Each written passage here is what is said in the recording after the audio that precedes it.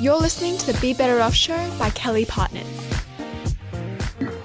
Well, welcome to the Be Better Off Show, where we find great and interesting Australians to share what they know to make us healthier, wealthier and wiser. And this morning we've got Senator Jim Molan joining us from Royalla on the Monaro Highway, which is terrific. And this technology does these amazing things for us. Good morning, Senator Molan. Good morning, Brett. And I believe we're generally in the same area. It's nice and cool. I'll just turn all of this off. I do apologise. I believe that it's nice and cool up our way, and what a lovely place to be. Yeah, terrific. Well, all the craziness is going on in Sydney. Absolutely. It's nice not to be in the middle of it. Now, Yes. I always like to start at the beginning because the beginning's a good place to start. Where were you Where were you born? Brothers and sisters, and what were your parents into? What did you do for schooling and university, and how did you progress through your career? I was born in 1950, and I was born in Victoria, and my family lived in Ivanhoe at the time in Melbourne, a suburb of Melbourne. I came from a family of six, 4 girls, 2 boys, and my parents were kind of semi-professionals, nothing outstanding about us at all. We went through all the kind of normal problems in the 50s, the normal idea, but I guess I didn't realise as I was growing up that the extraordinary situation that we have in this country at the moment, let's hope that the 50s, the 60s, the 70s, the kind of affluence and security were not the best that we've ever seen of Australia. But I went to school at a Christian Brothers College in East Melbourne, and from there joined the Army. So I joined the Army at about the age of 17. I went straight from year 12 to Duntroon and started off there. But that's about it. All my brothers and sisters are still alive. My parents are dead, but they had extraordinary values of the emphasis on education. A good Catholic middle-class family, and they've passed many of those values down to my siblings and I guess that's what parents are all about. So that kind of puts me at the start of life. And that's terrific. So you come from a big family, you end up at Duntroon. What attracted you to the military? Very interesting question, Brett.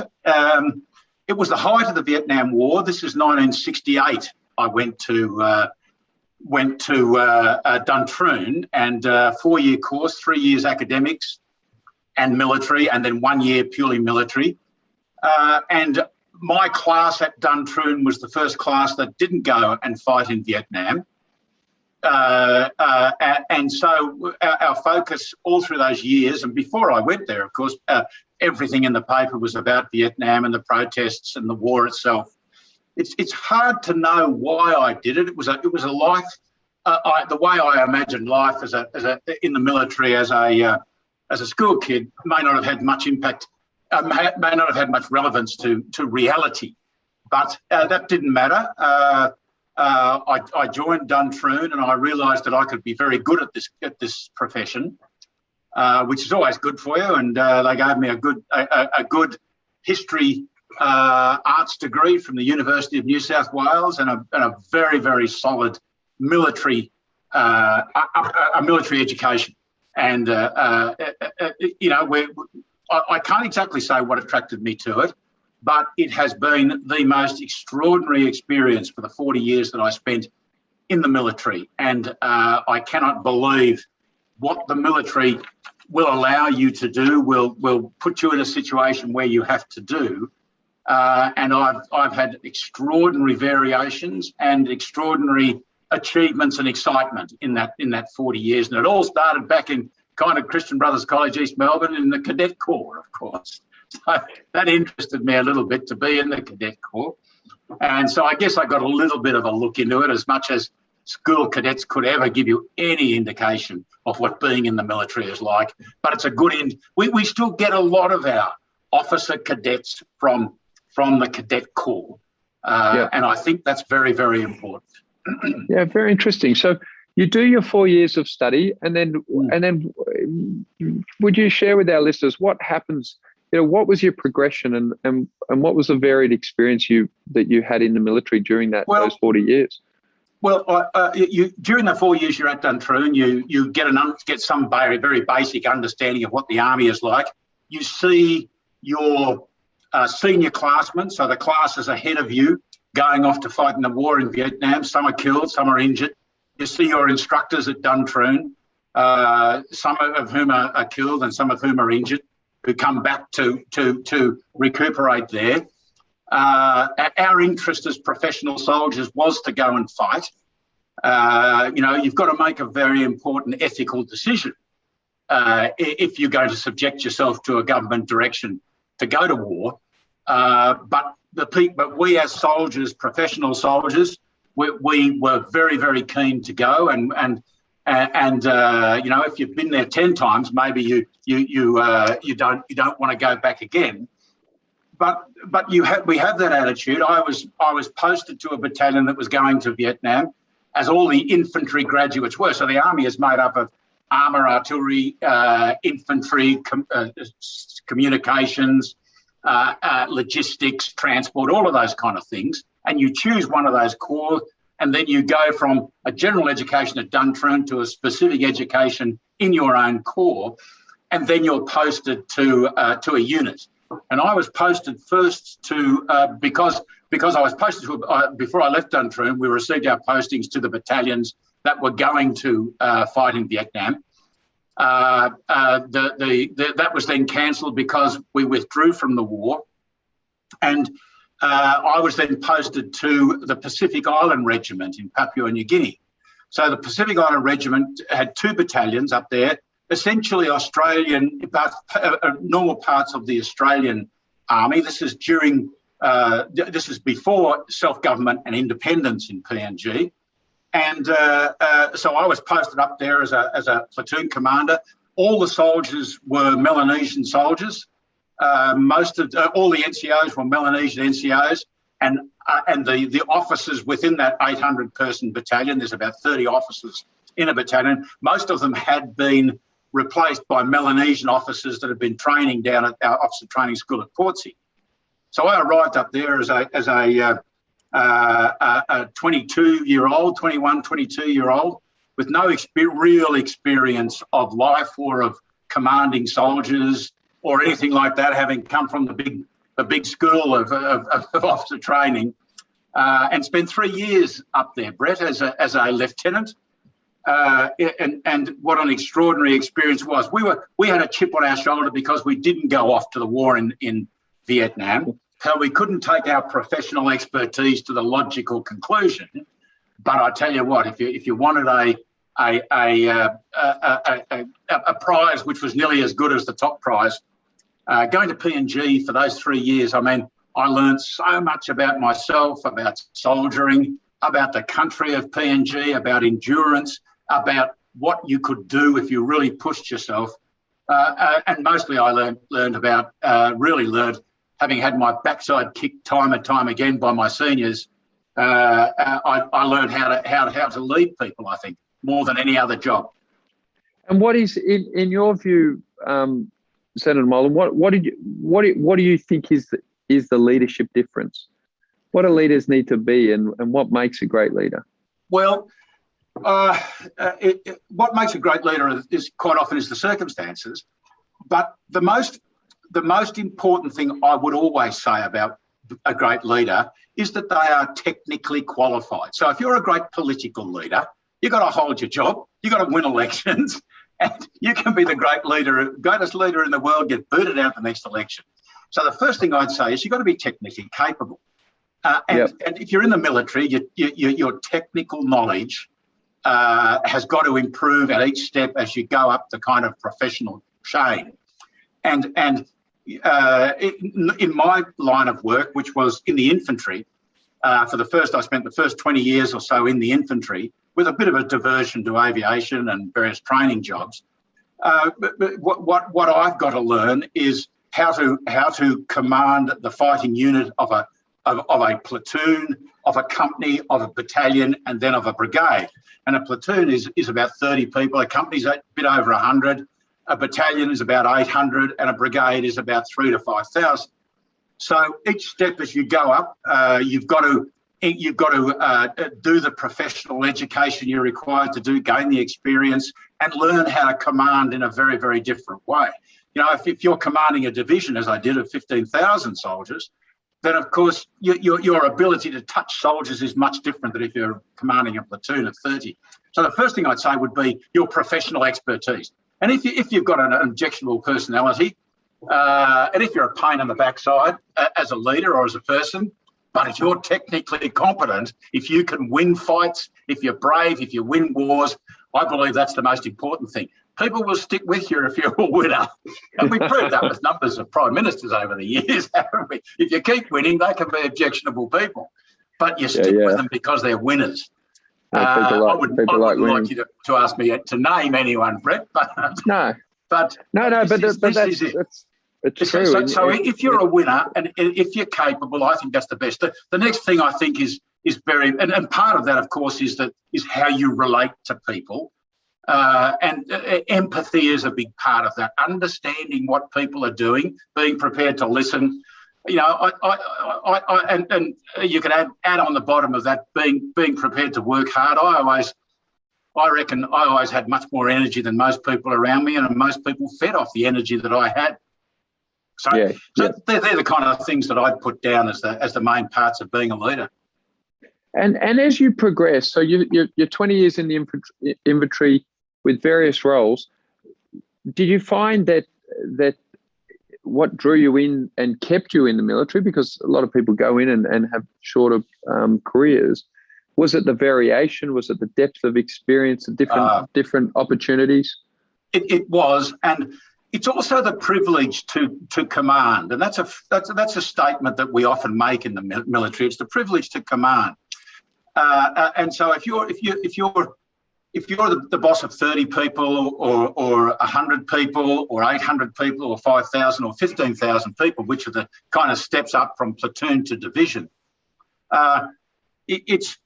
you're building something which it's like a priesthood. You can always say, you can say that I'm not doing this for myself. I'm not doing it for the wages. And for 90% of my military career, the wages were appalling for what we were doing. They're now, I believe, fairly good. But we're not doing it for the money. We're not doing it for anything else apart from the fact that we can say to ourselves, I work harder than most people because Australia depends on us. Australia depends on us to create generation after generation of young soldiers who can do what the country wants them to do. So there's a kind of a priesthood view of life that I think is very, very important, and that keeps you sucked in. I looked at getting out on a number of occasions when I didn't get the jobs I wanted and got all snotty about that, but you overcome that and life moves on. And you know, if I look at what I've done in what I did in the military, I was a military commander. Sure, I was also given the extraordinary privilege of having 12 months at our intense Indonesian language training school, and that was an investment in the future which paid off extraordinarily. When I was a captain at the time, and I was sent down to Point Cook to our School of Languages, which was we passed third year university in about 6 weeks. Now, this is really intense language training. So we roar through that. And then you do parachute training, you attend the company commander's course, you understand, you go on exercise after exercise. I was an instructor, a senior instructor tactics at our infantry centre, where you can really understand your own profession because you've got to teach it. And you can impart that knowledge to the next generation of senior warrant officers and senior captains who are going to become majors as company commanders. I was a military diplomat. For 5 years, I had 2 postings to our embassy in Jakarta as a military diplomat in the most tense times you could ever imagine in our relationship with Indonesia. You attend the big courses, staff college, senior staff college. I commanded our military university.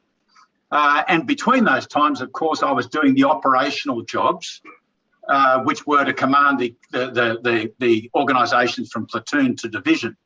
So you mix them all in and you get an extraordinary variation on getting to the top, which is, it is, without being silly about it, you see the Prime Minister on many occasions turn to the military for special jobs. Yep. And we did that in relation to border security. We're doing it at the moment in relation to General Fruin, who is assisting the PM to run the COVID rollout. Because we do big things. So is his background logistics? No, his background is infantry. Yep. He has exactly the same background as I do. It's interesting because as I was going through that list before, I didn't speak about the operational deployments that I have, the wars, etc. Yep. We run big things and we do big things which many civilians do not get to see. I mean, John Fruin has done that in a dozen different ways. So he's at the top of his military tree. Who knows what he'll do in the future? But he understands how to plan, how to marshal resources, how to bring people along with him. All of these things we've done a dozen times, which you've got to be able to do in the military or you just don't survive. Yeah. Now, that's not unique to us, but I guess the kind of jobs that he and I have both done, for example, in Iraq, I was chief of operations for the Americans in Iraq. Now, that was an extraordinary experience because I was putting everything from 30 plus years together to produce something for a war, and a war which had 28 nations involved in it. The Americans were the biggest. The Brits were there, but the other 26 nations only provided 2 men and a dog kind of thing. Yeah. But they still need to be patted on the head 3 times a day. They need to be looked after, and at the same time, we are fighting and killing and being killed, and all of those emotions spin around in this area. The mistakes you make, Brett, you can see within hours in terms of lives, and you're planning and getting ahead of things. Your ability to strategize at this level is quite, I think, in many ways is quite unique. So you served in Korea, and No. Of the wars or operations that I've been to, it's quite interesting because Australians generally don't think much about their military because in the past we haven't had to think much. But on 5 separate occasions, this country has sent me away to work with other countries and assist them on their road to democracy. Sometimes it's worked, sometimes it hasn't worked. The very first time was in PNG. I was there for self-government, which was the lead up to independence. And what we did me as the Australian platoon commander, all my soldiers and NCOs were black soldiers. We were fundamentally the riot control organisation for Port Moresby. Because there's a tendency after football matches with a skin full of alcohol to be a bit tough on things. And leading up to self-government and independence, they needed the military to be backing the police up in relation to that.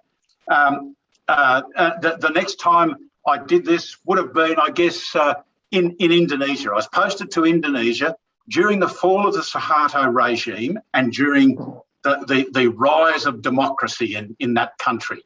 And what an extraordinary circumstance, for a country, and because the country was being run by the military, the military within the embassy had a much more pronounced responsibility in our embassy at that time than the military would normally have. And I was what was called the army attaché first. So I was a colonel in the army, so I related specifically to the army that ran the country. And I then came back as a brigadier to be the head of the defence staff in Jakarta. Because I spoke the language, I had 3 years worth of working in Indonesia. My family lived in Indonesia. My family were evacuated 3 times out of Indonesia because of the riots and everything. And I think my wife was as badly affected by those as she escaped with our children from a house that we were living in as the riots passed through. And so I came back then at a time when the Suharto regime fell, the riots went through, the unrest, which resulted in the death of 2,000 people in the city of Jakarta. We evacuated 10,000 Australians from Jakarta, another 10,000 from Dili in that period of time. Plus, we did East Timor. So you look at that variation, and then and then the next instance would have been when I came back to Australia. I then I headed up our evacuation from the Solomon Islands during that period of time, and then I went to Iraq, and for the 12 months that I was in Iraq, one of the major functions I had was to ensure that we could make the election which the United Nations wanted us to make. So I think that's 5 occurrences. I can't think of any others at the moment. It's so through that. Oh, sorry, and of course the time down in East Timor, where we led East Timor into independence and into the democratic state that it is now. So through all of that experience, how did you then end up in politics? After what caused you then to leave the military and then ultimately transition into politics? Well, I left the military after 40 years, and so that's as far as you can go in the military, as far as I could go in the military without being the top person. And I got out, and I'd written a book, which became a multiple bestseller. And the book is called Running the War in Iraq, a modest title, Brett, I have to say, a modest title. Yeah. But it was the first Australian book written by an Australian general having come back from Iraq. And so it went ballistic, and it's been a multiple bestseller and still sells to this day. But that got me into the corporate speaking area, and I spent a couple of years doing corporate speaking, and I always thought that you civilians were pretty good at making money, but I suddenly found out how bloody easy it is to make money, Brett. Well, if you can run a war, you should be able to make a few dollars. I must admit, I got sick to death of the sound of my own voice, like a lot of people. And so I became involved in a number of business activities over that period of time. But I was asked to assist the opposition when the leader of the opposition was Mr. Turnbull and Mr. Abbott, to write the opposition's defence policy. So I did that, and then I was pulled in by Scott Morrison to discuss how we might stop the boats. So we had the policy of stopping the boats, and then I was pulled in to offer a view on how we might do this. So I started. And with your background, not just in the military, but in Indonesia, with much of the traffic coming from Indonesia, I take it that's why they sought you out. Yes, but I must admit that as Chief of Operations in Iraq, I would have done 3 of those plans a day. Yep. I would have done the equivalent of stopping the boats plans, and Scott Morrison and he calls us the co-authors of Operation Sovereign Borders. General Campbell, who's now the Chief of the Defence Force, ran the blockage, the stopping part of that. We came up with the plan, and Scott Morrison is incredible at doing these things. His strength is in that area. And we're seeing that, I believe, in relation to the national plan for getting us out of COVID, which and it is so blatantly obvious that you've got to come up with a plan which goes into the future so people understand what the narrative is, and so you don't get taken left, right and centre away from your main narrative. But the reason was that it wasn't hard to do at all, because we do this kind of thing all the time. Give me a mission, give me the resources, I'll match the two, I'll tell you where our deficiencies are, and we've got a plan. So we did that, and I started hanging around with politicians, which is always a bad move.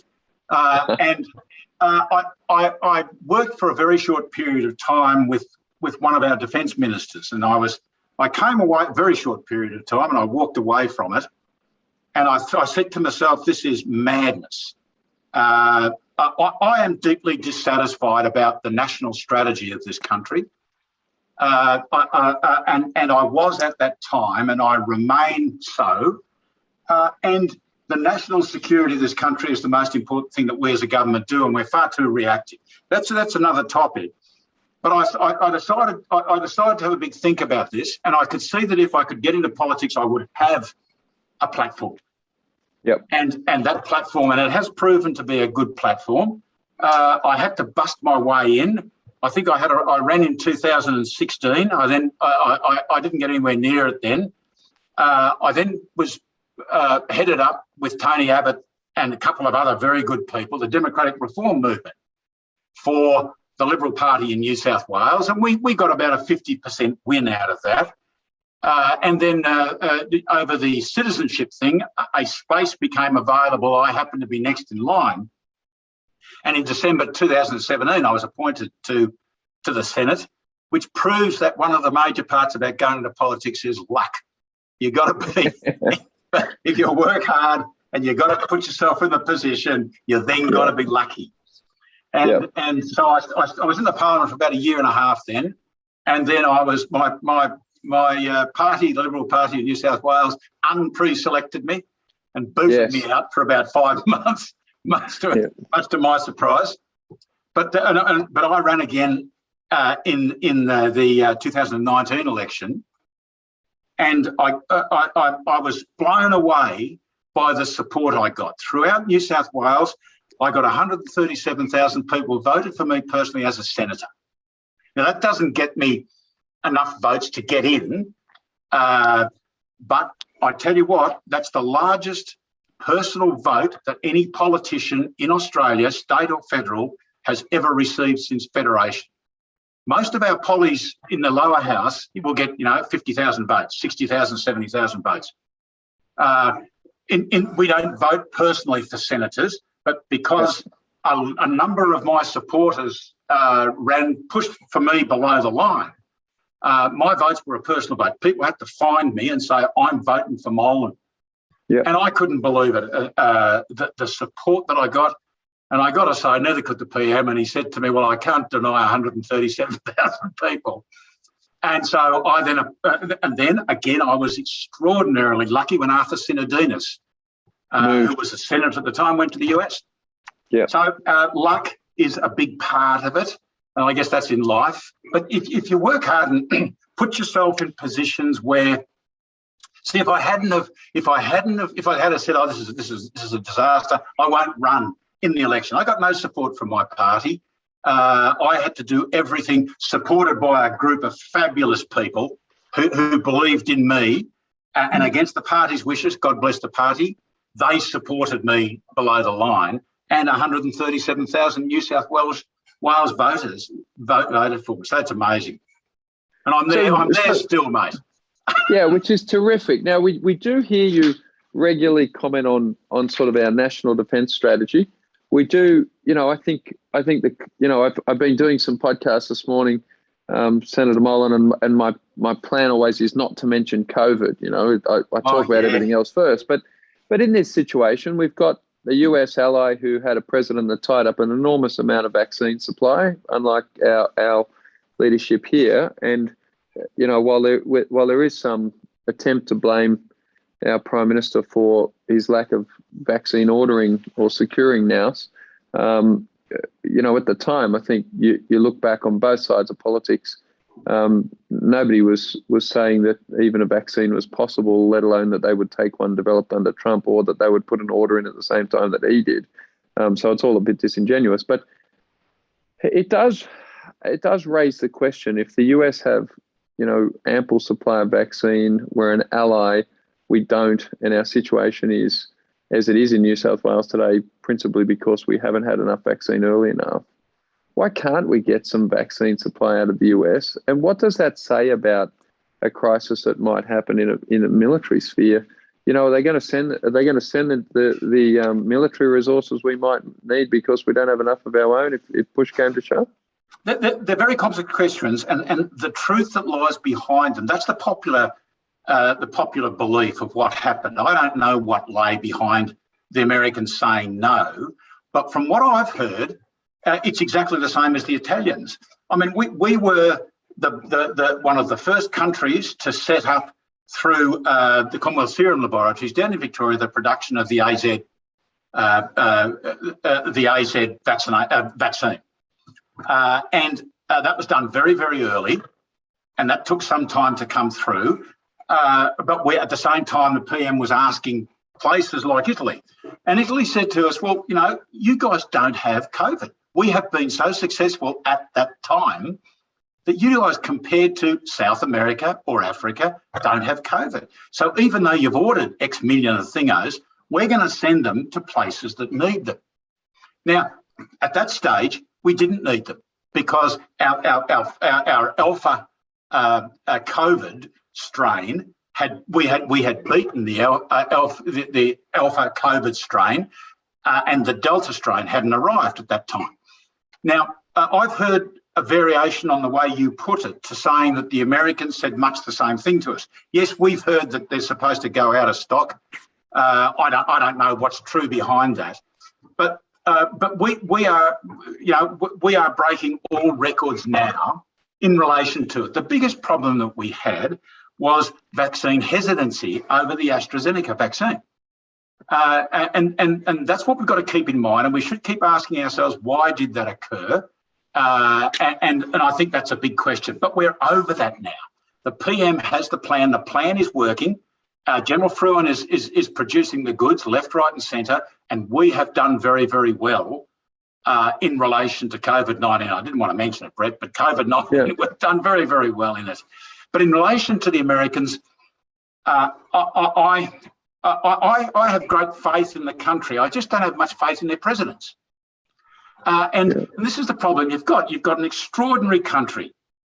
We stuffed up the war in Vietnam, lost the war in Vietnam, and a couple of years later, we won the Cold War. Why did we win the Cold War? Because President Reagan came along. And for all his faiths, he drove the rearming of America and won the Cold War.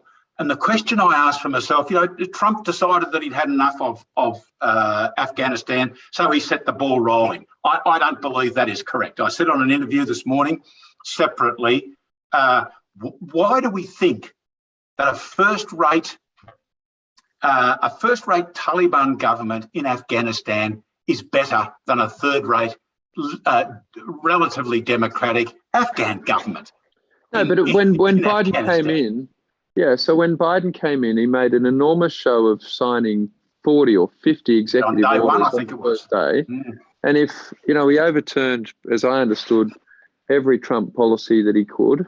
And today, with the explosions and disaster at the airport in Kabul, he didn't know, even if Trump had set the ball rolling, he's the president of the most powerful country in the world and was at pains to cancel gas pipelines and open southern borders and do all sorts of good stuff. I can't imagine why he couldn't have couldn't have made whatever policy he wanted to make there. And more to the point, he appears to have had a massively negative impact on his, America, we're back and we're going to work multilaterally. And for the first time in history, a US president is sanctioned or censured in the British Parliament. So that doesn't seem to be going too well. I sit here and say, well, and that just begs the question, because US politics gets so fraught for so many people because everything seems so politicized rather than, objectively reviewed. In Australia, we appear unable to defend ourselves. We've got enough supply I saw a defence readiness report that came out at some point. We can't treat our water after 90 days. I think, the citizenry here are not armed in the way that they are in the US or many European countries. Why is it that we think that our own defence isn't our own responsibility and shouldn't be a priority? And why are we having the French-built submarines that might arrive in the year 3112? Because the French vaccine hasn't turned up either. Well, they're not renowned for delivering anything on time. I think there's a very simple explanation for it. Because we have done so well over the last 75 years, this has been this strategy of relying on the Americans for both our prosperity and our security has worked brilliantly. It's given us, it's made us a fabulously wealthy country. It's done nothing for our security. Our over-embrace of globalisation is probably one of the biggest mistakes we made over the last decade or so, for the simple reason that as we embraced everything that we could buy cheap overseas and stopped making it in this country, we did not have the overall big strategy which said, is it right that we get rid of this part of the industry in Australia?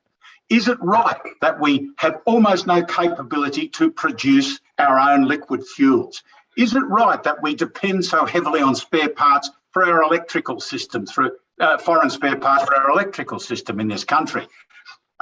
And we still don't have that overall, what the Americans will call their national security strategy. Now, just because you've got a national security strategy doesn't mean you're going to do well. I mean, Joe Biden has, of course, stuffed up the withdrawal of getting his people out to an appalling degree. And it's disappointed me deeply because I have great faith in America. But we can no longer depend on America the way we have depended on them for the last 75 years. You know, we've been able to afford to have a relatively small defence force, beautifully trained and beautifully equipped. And I must say that the Defence Force, the ADF at the moment, has never been better in the 40 or 50 years that I've been exposed to it. But that is, it's been better for what we were doing in the past 75 years, not for what we may have to do in the future. And this is very, very important, because Australia's now got to start thinking for itself.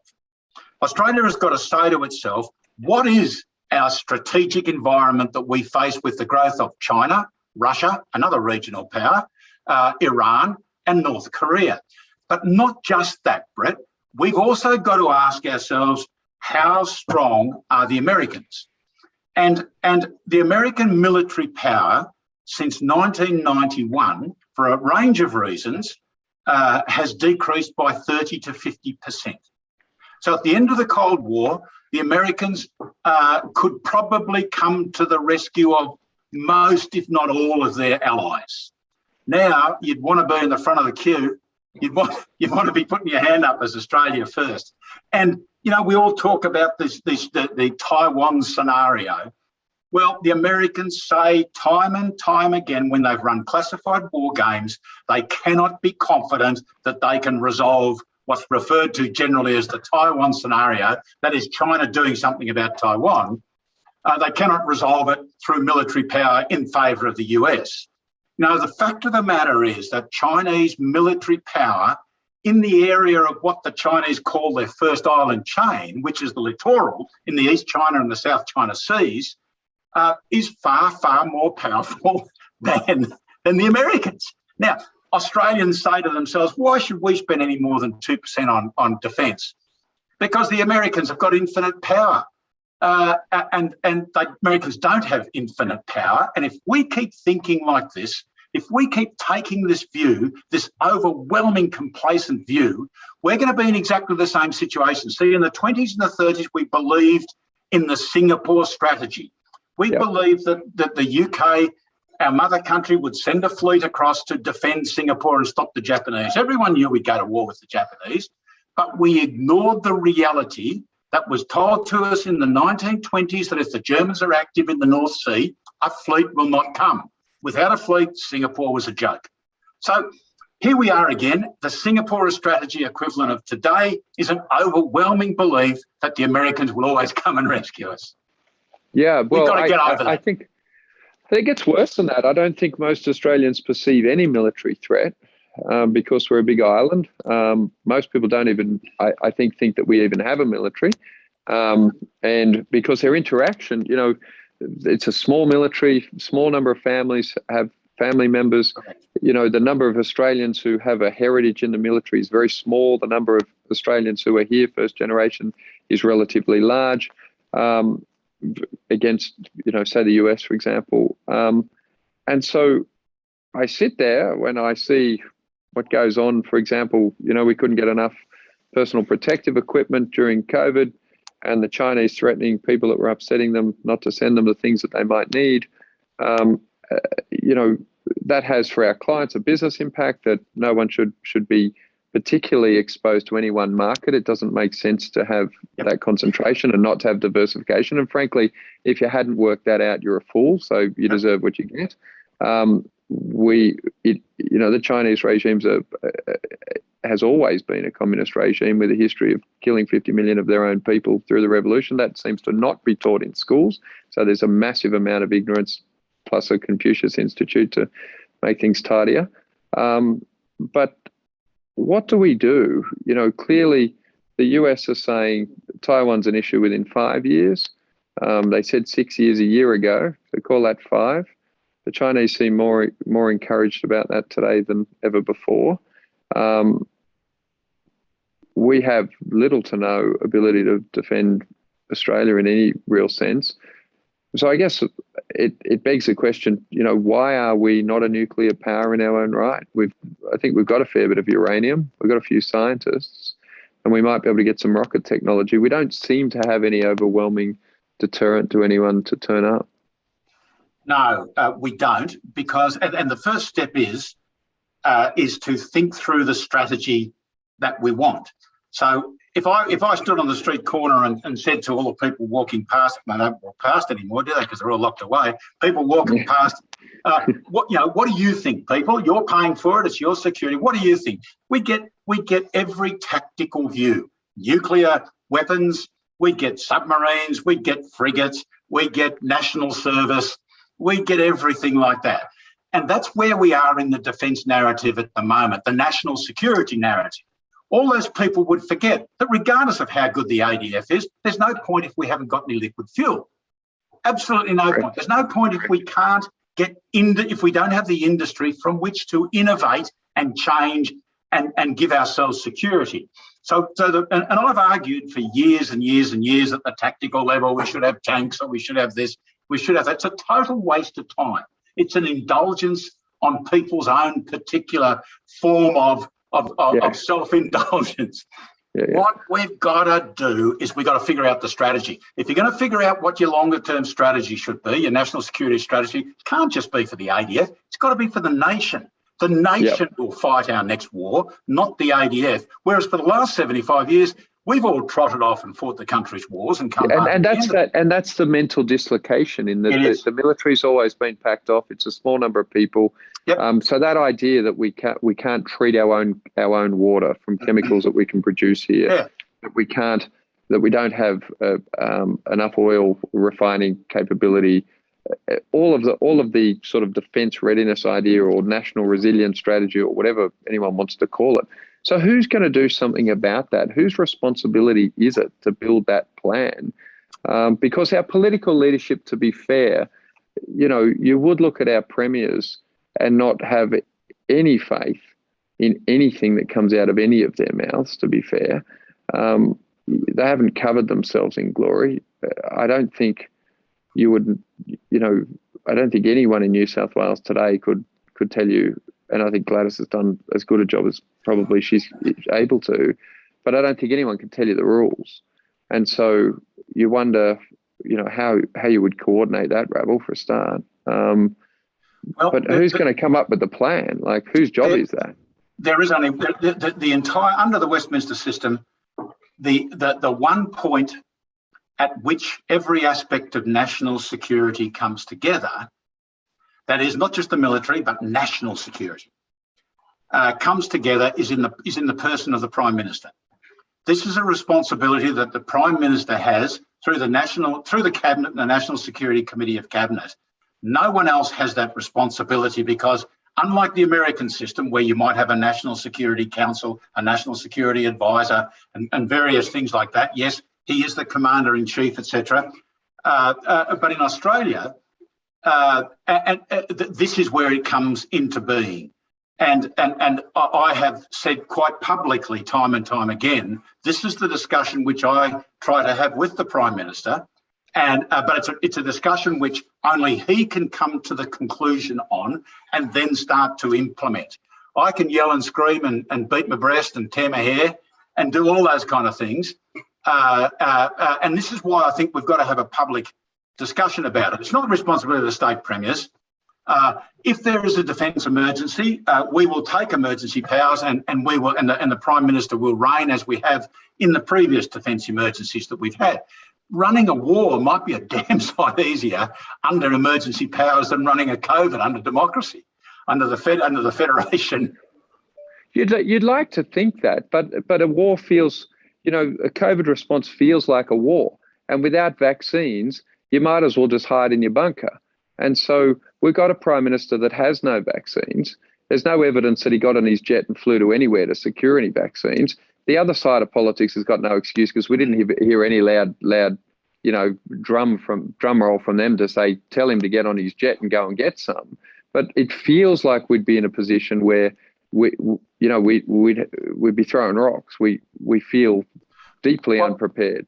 Except firstly, I would take exception to the fact that we don't have vaccines. At certain stages, we didn't have vaccines. Then we got vaccines. We now have vaccines. We've always had, at the critical times, AstraZeneca, but there is reluctance to have it. Now there is not reluctance to have it. It's going into people's arms like it's going into stuff. That's a separate point. I think what it comes down to, Brett, is what your understanding of the war that's coming down the track towards us, and my understanding of what that war is like. I don't think Australians have any concept of what a possible war in the region between the United States and China, and it's not going to be between us. We might be the main kicking thing at the moment for the Chinese, but the Chinese is a long-term strategy is to remove the United States from the Western Pacific, and the way they can do that, in my view, is when they're ready to dial up a Taiwan scenario, and hope like God that the Americans refuse to join in and they take over Taiwan, or if the Americans join in that war and decide to help Taiwan, then the Chinese beat them and drive them back. And that's the probable solution at the moment. Whether Australians think American power is overwhelming, I'm sorry, it ain't anymore. So that's, I don't believe there's going to be 500 Chinese ships coming down to invade Australia. That's not going to happen in the first instance, but we might be attacked out of the war between China and the United States. That's what we've got to prepare for first. And then if America loses out of that war and is forced out of the Western Pacific, what do? That's where a strategy comes from. Understand what the future conflict is like. That drives your strategy. Once you've got a strategy, you own the narrative and you can convince the Australian people. And how likely is it that will happen? It's a very, very difficult question. A very, very difficult question. So not the war scenario, but that we might have a plan that people have some confidence and understanding in. I think I would like to, we'll do it before the next election, but I don't know whether we will. That's what I'm certainly arguing for. We need to come out with a statement. We are the government of national security. Our achievements on national security, Prime Minister Turnbull, Abbott and Morrison have worked wonders on national security, particularly with the ADF, but also in other areas, counter-terrorism and things. The team we've got at the moment is fabulous. I am arguing within our party, within our system, that we need, before the next election, to come out with a realistic national security statement that excites people. If we come out with the normal crap about defence of Australia and, these highfalutin words, the drums of war and all of this rubbish, the people will say, oh, yeah, who cares? Now is the time to come out with an exciting and correct statement that people say, good, now we know who's running the show. Now we can be confident that we've got a future in the region. It's so great to hear. And for our audience, we try to get a varied range of amazing Australians to share their experience. And I'm sure you'll all have enjoyed hearing from Senator Molan. His experience is really different and very amazing. And I think, like most Australians, we rarely get the opportunity to get exposure to that experience. For all of us who have businesses, understanding, what the future looks like is helpful.